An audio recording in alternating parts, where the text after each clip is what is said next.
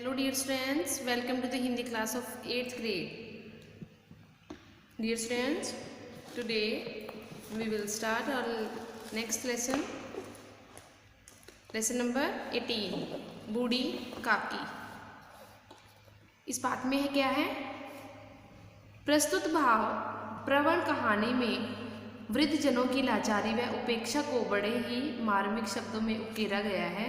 अपने पति, पुत्र और अब संपत्ति से भी वंचित बूढ़ी काकी को पापी पेट के लिए किस हद तक गिरना पड़ता है, कहानी में यही बताया गया है।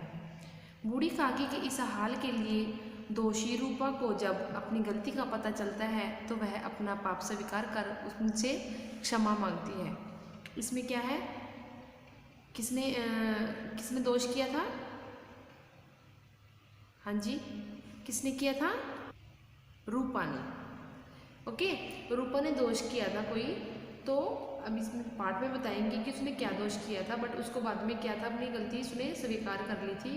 बट उसकी उस गलती की वजह से बूढ़ी काकी को कितना कुछ सहन करना पड़ा, आइए पढ़ते हैं। बुढ़ापा बहुधा बचपन का पुनरागमन हुआ करता है। बूढ़ी काकी में जीभ के स्वाद के सिवा न तो कोई चेष्टा शेष थी और न अपने कष्टों की ओर आकर्षित करने का रोने के अतिरिक्त कोई दूसरा सहारा ही। समस्त इंद्रियां, हाथ और पैर जवाब दे चुके थे। जमीन पर पड़ी रहती और घर वाले कोई बात उनकी इच्छा के प्रतिकूल करते। भोजन का समय टल जाता या उनकी मात्रा कम होती अथवा बाजार से कोई वस्तु आती और न मिलती तो वे रोने लगती थी। उनका रोना सिसकना साधारण रोना न था, वे गला फाड़ फाड़ कर रोती थी।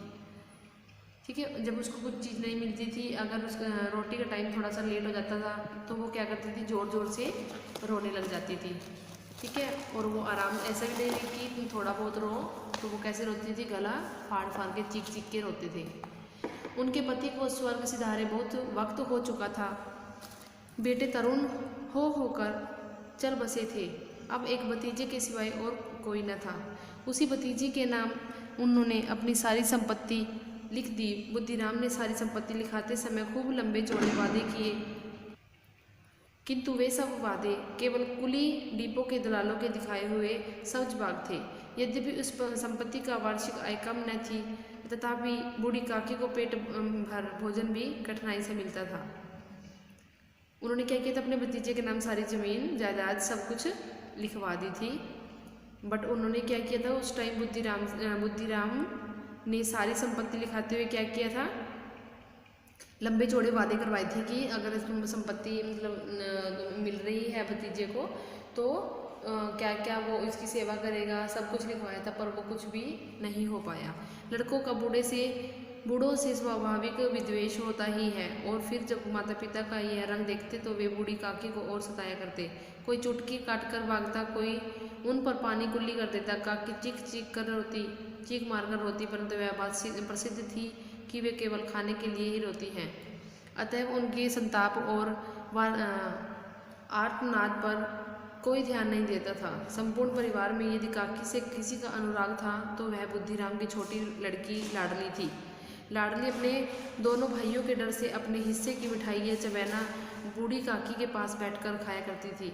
यही उसका रक्षागार था। यद्यपि काकी की शरण उनकी लोलुपता के कारण महंगी पड़ती थी, तथापि भाइयों के अन्याय की तुलना में कहीं सुलभ थी। इस स्वार्थानुकूलता ने उन दोनों में सहानुभूति का आरोपण कर दिया था। उन पे सब क्या करते थे, सब उसको चिढ़ाते थे, सब उनके साथ छेड़खानी करते थे। ठीक है, तो उनमें सबसे ज़्यादा प्यार कौन करता था, उनकी लड़की, बुद्धिराम की लड़की लाडली। वही सब कुछ उसको खाने के लिए छुपा छुपा कर देना भाइयों से। ठीक है, तो वो सबसे ज़्यादा प्यार करती थी। रात का समय था। बुद्धिराम के द्वार पर शहनाई बज रही थी और गांव के बच्चों का झुंड विस्मयपूर्ण नेत्रों से गाने का रसास्वादन कर रहा था। आज बुद्धिराम के लड़के मुखराम का तिलक आया है, यह उसी का उत्सव है। घर के भीतर स्त्रियां गा रही थी और रूपा मेहमानों के लिए भोजन के प्रबंध में व्यस्त थी। भट्टियों पर कड़ाहा चढ़े थे, एक में पूड़ियाँ कचौरियाँ निकल रही थी, एक बड़े पतीले में मसालेदार सब्जी पक रही थी। घी और मसालों की सुगंध चारों ओर फैल रही थी। अब यहाँ पर क्या था, रात के समय क्या हुआ, बुद्धिराम के घर पर शहनाइयाँ बज रही थी। ठीक है, क्यों बज रही थी, क्योंकि उसके लड़के का उस दिन तिलक था। मीन्स जो लाडली थी उसके ब्रदर का, उसके भाई का तिलक था, इसलिए घर में सब कुछ खाना वगैरह सब कुछ बन रहा था, सब कढ़ा प्रसाद सब कुछ बन रहा था। ठीक है, तो बूढ़ी काकी अपनी कोठरी में बैठी हुई थी। यह सुगंध उन्हें बेचैन कर रही थी। वे मन ही मन सोच रही थी, इतनी देर हो गई है, कोई भोजन लेकर नहीं आया। मालूम होता है सब लोग भोजन कर चुके हैं। यह सोचकर उन्हें रोना आया, परंतु अब शगुन के डर से वे रो न सकी।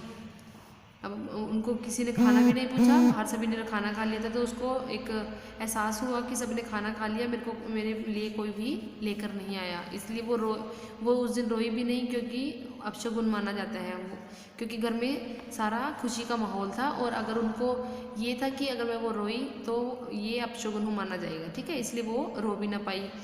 बूढ़ी काकी की कल्पना में पूड़ियों की तस्वीर नाचने लगी। खूब लाल लाल फूली फूली नरम नरम होंगी, कचौड़ियों में अजवाइन और इलायची की महक आ रही होगी। अब वो क्या कर रही है, वो मतलब आइडिया लगा रही है कि कचौड़ियों में क्या डाला होगा, है ना, कि इलायची की महक आ रही है, अजवाइन और इलायचियों की सब जो पूरियाँ हैं वो फूली फूली आ रही होंगी। मीन्स वो आइडिया लगाने लगी कि क्या बाहर कैसे कैसे पूरे पकवान बन रहे हैं, क्यों न चलकर कड़ाह के सामने ही बैठूं। इस प्रकार निर्णय करके बूढ़ी काकी उकड़ू बैठकर हाथों के बल सरकती हुई बड़ी कठिनाई से चौखट से उतरी और धीरे धीरे रेंगती हुई कड़ाह के पास आ गई। यहाँ आने पर उन्हें उतना ही धैर्य हुआ जितना भूखे कुत्ते को खाने के लिए सम्मुख बैठने से होता है। अब उसको ज़्यादा भूख लगी हुई थी, है ना। बुद्धिराम की पत्नी रूपा उस समय कार्यभार से परेशान हो रही थी। कभी इस कमरे में जाती, कभी उस कमरे में, कभी कड़ाह के पास जाती, कभी भंडार में जाती। बेचारी अकेली दौड़ते दौड़ते व्याकुल हो रही थी, झुंझलाती थी, कुड़ती थी, परंतु क्रोध प्रकट करने का अवसर न पाती। और उसको अंदर ही अंदर गुस्सा आ रहा है रूपा को, पर वो कुछ भी नहीं कर पाती। इस अवस्था में उसने बूढ़ी काकी को कड़ाह के पास बैठे देख तो जल उठी। क्रोध न रुक सका। जिस प्रकार मेढक केंचुए पर झपटता है, उसी प्रकार मैं बूढ़ी काकी पर झपटी और उन्हें दोनों हाथों से झटक कर बोली, ऐसे पेट में आग लगे, पेट है या भाड़। कोठरी में बैठते हुए क्या दम घुटता था। अभी मेहमानों ने नहीं खाया, भगवान का भोग नहीं लगा, तब तक धैर्य न हो सका। बूढ़ी काकी ने सिर उठाया, न रोई न बोली, चुपचाप रेंगती हुई अपनी कोठरी में चली गई। भोजन तैयार हो गया है, आंगन में पतले पड़ी गई मेहमाने खाने लगे। बूढ़ी काकी अपनी कोठरी में जाकर पश्चाताप कर रही थी कि मैं क्यों चली गई। उन्हें रूपा पर क्रोध नहीं था, अपनी जल्दबाजी पर दुख था। बूढ़ी काकी अपनी कोठरी में जाकर पश्चाताप कर रही थी कि मैं क्यों चली गई। उन्हें रूपा पर क्रोध नहीं था, अपनी जल्दबाजी पर दुख था। सच ही तो है, जब तक मेहमान लोग भोजन न कर लेंगे, घर वाले कैसे खाएंगे। मुझसे इतनी देर भी न रहा गया। अब जब तक कोई बुलाने नहीं आएगा न जाऊंगी। मन ही मन इसी प्रकार का विचार कर वह बुलावे का इंतजार करने लगी। मन को बहलाने के लिए लेट गई और धीरे धीरे एक गीत गुनगुनाने लगी। उन्हें मालूम हुआ कि मुझे गाते हुए देर हो गई। क्या इतनी देर तक लोग भोजन कर रहे होंगे। किसी की आवाज़ नहीं सुनाई देती, अवश्य ही लोग खा पी कर चले गए, मुझे कोई बुलाने नहीं आया। रूपा चिढ़ गई है और क्या जाने न बुलाए। बूढ़ी काकी चलने के लिए तैयार हुई। यह विश्वास है कि 1 मिनट में पूड़ी और मसालेदार सब्जियां सामने आएंगी। उनकी स्वादेंद्रियां गुदगुदाने लगी। उन्होंने मन में तरह तरह के मंसूबे बांधे। पहले सब्जी से पूड़ियाँ खाऊंगी, फिर दही और शक्कर से कचौड़ियाँ रायते के साथ मज़ेदार मालूम होंगी। चाहे कोई बुरा माने या भला माने, मैं तो मांग कर खाऊंगी। यही न लोग कहेंगे कि इन्हें विचार नहीं। कहा करे, इतने दिन के लिए बाद पूड़ियाँ मिल रही हैं तो मुँह झूठा करके थोड़े ही उठ जाऊंगी। तो उसको क्या था, अब उसको ये हो गया कि अब तो मैं जाकर मांग के ही खाऊंगी, पर मैंने सारा कुछ खाना है, बेशक कोई कुछ भी बोले। ठीक है, वह उकड़ू बैठकर हाथों के बल सरकती हुई आंगन में आई, परंतु हाय दुर्भाग्य, मेहमान मंडली अभी बैठी हुई थी। कोई खाकर उंगली चाटता था, कोई तिरछे नेत्रों से देखता था कि और लोग अभी खा रहे हैं या नहीं। इतने में बूढ़ी काकी रेंगती हुई उनके बीच में जा पहुंची। पंडित बुद्धिराम काकी को देखते ही क्रोध से तिलमिला गई। लपक कर उन्होंने काकी के दोनों हाथ पकड़े और घसीटते हुए लाकर उन्हें अंधेरी कोठड़ी में धम से पटक दिया। मेहमानों ने भोजन किया, घर वालों ने भोजन किया, बाजे वाले धोबी नाव भी भोजन कर चुके, परंतु बूढ़ी काकी को किसी ने न पूछा। बुद्धिराम और रूपा दोनों ही बूढ़ी काकी को उनकी निर्लजता के लिए दंड देने का निश्चय कर चुके थे। उनके बुढ़ापे पर, दीनता पर किसी को करुणा न आई। अकेली लाडली उनके लिए परेशान हो रही थी। लाडली को काकी से अत्यंत प्रेम था। वह झुंझला रही थी कि लोग काकी को बहुत सी पूड़ियाँ क्यों नहीं दे देते। क्या मेहमान सबके सब खा जाएंगे, और यदि काकी ने मेहमानों के पहले खा लिया तो क्या बिगड़ जाएगा। वह काकी के पास जाकर उनके धैर्य देना चाहती थी, परंतु माँ के डर से न जाती थी। उसने अपने हिस्से की पूड़ियाँ बिल्कुल न खाई थी। उन पूड़ियों को काकी के पास ले जाना चाहती थी। उसका हृदय अधीर हो रहा था। बूढ़ी काकी मेरी बात सुनते ही उठ बैठेंगी, पूड़ियाँ देखकर कैसी प्रसन्न होगी, मुझे खूब प्यार करेंगी। रात के 11 बज गए थे। रूपा आंगन में पड़ी सो रही थी। लाडली की आंखों में नींद न थी। काकी को पूड़ियाँ खिलाने की खुशी उसे सोने न देती थी। जब विश्वास हो गया कि अम्मा सो रही है, वह चुपके से उठी और बूढ़ी काकी की कोठरी की ओर चली। बूढ़ी काकी को केवल इतना याद था कि किसी ने मेरे हाथ पकड़कर घसीटे, और फिर ऐसा मालूम हुआ कि जैसे कोई पहाड़ लिए जाता है। उनके पैर बार बार पत्थरों से टकराए। तब किसी ने उन्हें पहाड़ पर दे पटका और वे मूर्छित हो गई। जब वे सचेत हुई तो किसी की जरा भी आहट न मिलती थी। उन्होंने समझा कि सब लोग खा पी कर सो गए। यह विचार कर काकी निराशा मैं संतोष के साथ लेट गई। गलानी से गला भर भर आता था, परंतु मेहमानों के डर से रोती न थी। सहसा उनके कानों में आवाज आई, काकी उठो, मैं पूड़ियाँ लाई हूँ। काकी ने लाडली की बोली पहचानी। चटपट उठ बैठी, दोनों हाथों में लाडली को टटोला और उसे गोद में बैठा लिया। लाडली ने पूड़ियाँ निकाल कर दी। काकी ने पूछा, यह क्या तुम्हारी अम्मा ने दी हैं? लाडली ने कहा, नहीं, यह मेरे हिस्से की हैं। काकी पूड़ियों पर टूट पड़ी। 5 मिनट में पिटारी खाली हो गई। लाडली ने पूछा, काकी पेट भर गया? जैसे थोड़ी सी वर्षा ठंडक के स्थान पर गर्मी पैदा कर देती है, उसी तरह इन थोड़ी पूड़ियों ने काकी की क्षुधा और इच्छा को और उत्तेजित कर दिया था। बोली, नहीं बेटा, जाकर अम्मा से और मांग लाओ। लाडली ने कहा, अम्मा सो गई हैं, जगाऊंगी तो मारेंगी। काकी ने पिटारी को फिर टटोला। उसमें कुछ खुरचन गिरे थे। उन्हें निकाल कर वे खा गई। बार बार होठ चाटती थी, चटकारे भरती थी। हरिता महसूस रहा था कि और पूड़ियाँ कैसे पाऊँ। काकी का अधीर मन इच्छा के प्रबल प्रभाव में बह गया। उचित और अनुचित का विचार जाता रहा। वे कुछ देर तक इस इच्छा में को रोकती रही। सहसा लाडली से बोली, मेरा हाथ पकड़कर वहाँ ले जाओ, जहाँ मेहमानों ने बैठकर खाना खाया। लाडली उनका अभिप्राय समझ न सकी। उसने काकी का हाथ पकड़ा और ले जाकर झूठे पत्तलों के पास बैठा दिया। काकी पत्तलों से पूड़ियों के टुकड़े चुन चुन कर खाने लगी। और दही का कितना स्वाद था, कचौड़ियाँ कितनी सलोनी, खस्ता कितनी सुकोमल। काकी बुद्धिहीन होते हुए भी इतना जानती थी कि मैं वह काम कर रही हूँ जो मुझे कदापि न करना चाहिए। मैं दूसरी की झूठी की पत्तल चाट रही हूँ, परंतु बुढ़ापा तृष्णा रोग का अंतिम समय है, जब संपूर्ण इच्छाएं एक ही केंद्र पर आ लगती हैं। बूढ़ी काकी में यह केंद्र उनकी संवेदनेंद्रियाँ थी। ठीक उसी समय रूपा की आंखें खुली। उसे मालूम हुआ कि लाडली मेरे पास नहीं है। चौकी चारपाई के इधर उधर देखने लगी कि कहीं नीचे तो नहीं गिर पड़ी। उसे वहां न पाकर वह उठी तो क्या देखती कि लाडली झूठे पत्तलों के पास चुपचाप खड़ी है और बूढ़ी काकी पत्तलों पर से पूड़ियों के टुकड़े उठा उठाकर खा रही हैं। रूपा का हृदय सन्न हो गया। वह दृश्य था जिसे देखकर देखने वालों के हृदय कांप उठते हैं। ऐसा प्रतीत होता मानो जमीन रुक गई, आसमान चक्कर खा रहा है, संसार पर कोई विपत्ति आने वाली है। रूपा को क्रोध न आया। शोक के सम्मुख क्रोध कहाँ, करुणा और भय से उसकी आंखें भर आई। इस अधर्म का भागी कौन है? उसने सच्चे हृदय से गगन मंडल की ओर हाथ उठाकर कहा, परमात्मा मेरे बच्चे पर दया करो। इस अधर्म का दंड मुझे मत दो, नहीं तो मेरा सत्यानाश हो जाएगा।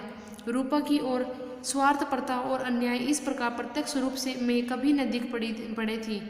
वह सोचने लगी, हाय कितनी निर्दय हूँ, जिसकी संपत्ति से मुझे 200 रुपया वार्षिक आय हो रही है, उसकी यह दुर्गति, और मेरे कारण हे दया में भगवान, मुझसे बड़ी भारी गलती हुई है, मुझे क्षमा करो।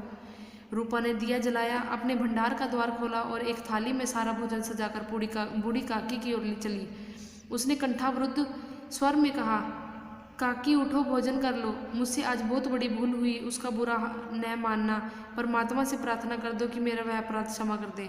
भोले भाले बच्चे की भांति जो मिठाइयाँ पाकर मार और तिरस्कार सब भूल जाता है, बूढ़ी काकी सब भुलाकर बैठी हुई खाना खा रही थी। उनके एक एक रोए से सच्ची सदिच्छाएं निकल रही थी और रूपा बैठी इस स्वर्गिक दृश्य का आनंद लेने में निमग्न थी।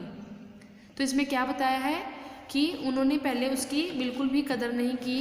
उसके बेटे और बहू ने जब भी उसको भूख लगती, उन्होंने ये भी नहीं उन्होंने क्या किया, उन्होंने ये भी नहीं सोचा कि वो बूढ़ी है कि उसको खाना पहले भी दे सकते हैं, है ना, या फिर उनको बीच में भी दे सकते थे, पर उसने नहीं किया। तो इसमें क्या बताया है कि बूढ़ी काकी ने एक माँ का फ़र्ज अदा किया और उनको 1 सेकंड में ही उनको माफ़ कर दिया, है ना। तो हमें क्या करना चाहिए, इसमें क्या शिक्षा मिलती है कि हमें अपने बुजुर्गों का भी ध्यान रखना चाहिए। ओके स्टूडेंट्स, अपने दादा दादी का स्पेशल ध्यान रखना चाहिए, उनको हमारी इस टाइम बहुत ज़रूरत होती है बच्चे। तो हमें क्या करना है, उनको खूब सारा प्यार देना चाहिए। हमारे एक थोड़े से प्यार की वजह से बच्चे, वो जो हमारे बुजुर्ग होते हैं, दादा दादी होते हैं, उन्हें बहुत खुशी मिलती है। तो ये बहुत अच्छी स्टोरी थी student. Thank you and have a nice day.